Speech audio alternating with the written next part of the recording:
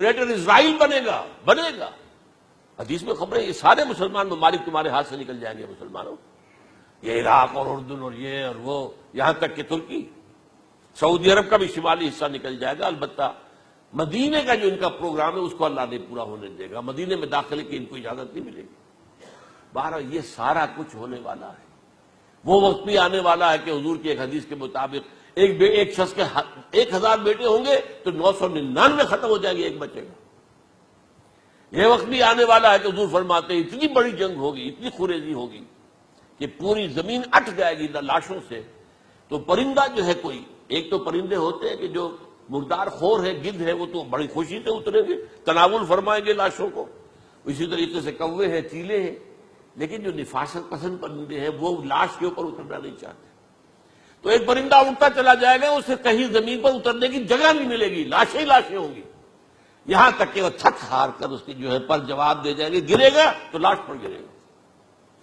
یہ وقت آنے والا، اور یہ یہودیوں کے ہاتھ میں، یا یہودیوں کے جو سپورٹرز ہیں اس وقت جو ان کے ہاتھ میں آلہ کار ان کے ہاتھ میں آنا ہے. میرے نزدیک اس کام کے لیے اس ملعون قوم کو کہ جو حضرت عیسیٰ کے زمانے سے ملعون ہو چکی، اس کو باقی رکھا گیا ہے. اسے یہ موقع دیا گیا ہے. اس نے اسرائیل بنا لیا ہے. تقریباً 2000 سال کے بعد وہ دوبارہ آ کر آباد ہوئے اس سرزمین میں جہاں سے نکال دیے گئے تھے 70 عیسوی کے اندر. یہ سارا کچھ کیوں ہو رہا ہے؟ ان کا یہ استثناء کیوں کیا گیا؟ یہ بڑی تلخ بات ہے، یہ یاد کر لیجیے. کیونکہ یا تو قوم اسی وقت ہلاک کر دی جاتی جیسا کہ ہوا قوم نوح، قوم ہود، قوم عاد، قوم ثمود، قوم شعیب. یہ ہوا کہ نہیں ہوا؟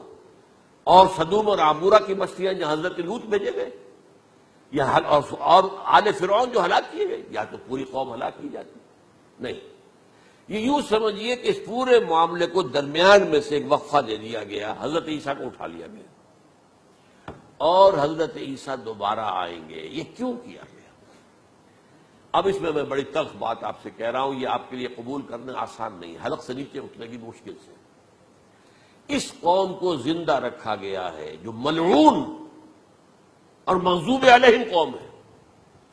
سب سورہ فاتحہ میں مفسرین لکھتے ہیں ضالین یہ نصارہ ہیں اور مغضوب علیہم یہ یہودی ہیں. اور قرآن کہتا ہے لعن الذین کفروا من اہل الکتاب علی لسان داؤد عیسی ابن مریم. لعنت کی گئی ایک ملعون اور مغضوب قوم کے ہاتھوں. آخری امت محمد اور اس کا بھی بہترین حصہ، اس پر عذاب ان کے ہاتھوں آئے گا. عربوں پر عذاب یہودیوں کے ہاتھوں، اس لیے ان کو بچایا گیا. یہ میں نے کئی دفعہ واقعہ سنایا، مولانا اسلائی صاحب بتایا کرتے تھے کیونکہ وہ راجپوت تھے، یو پی کے راجپوت مشرقی حصے کے، کہ ہمارے ہاں کوئی نوجوان اگر کوئی بڑی گری ہوئی حرکت کرتا تھا تو اس کے سر پر چمار کے ذریعے، چمار کے ہاتھوں جوتا لگوایا جاتا تھا. اگر راجپوت کے سر پر راجپوت کا جوتا گرا تو چلو تکلیف تو ہوئی، لیکن یہ کہ راجپوت کا جوتا گرا ہے نا، پڑا ہے. لیکن راجپوت کے سر پر چمار کا جوتا، جس کو آپ انگریزی میں کہتے ہیں to add insult to injury, تو تکلیف بھی ہے جوتا کھانے کی اور انسلٹ ہے کہ ایک چمار مار رہا. یہ امت سب سے خیر امت ہے، کنتم خیر امت اخرجت للناس. اس کے لیے عذاب بھی بدترین آئے گا. اور کن پر آئے گا؟ اس امت کا جو اصل نیوکلیس ہے عرب، جس کے بارے میں حضور کی حدیث موجود ہے ویل للعرب، عرب کے لیے بہت بڑی ہلاکت. اور آج ہماری نظر میں آ رہا ہے وہ ملعون اور مغضوب علیہم قوم ان کے سینے کے اندر خنجر کی طرح بھونکی گئی ہے. اور 30 کروڑ کے قریب عرب بے حمیتی، بے غیرتی، بزدلی، کمزوری، ذلت، مسکرت کی مثال بنے ہوئے. کوئی بول سکتا ہے اس اسرائیل کے خلاف؟ کوئی بول سکتا ہے؟ 30-35 لاکھ آدمی ہے اسرائیل کے اندر یہودی، اس سے زیادہ تو امریکہ میں 50 لاکھ کے قریب. کل 1.25 کروڑ آدمی ہے یہ یہودی پوری دنیا کے اندر. لیکن دیکھیے جو چاہتا کرتا ہے.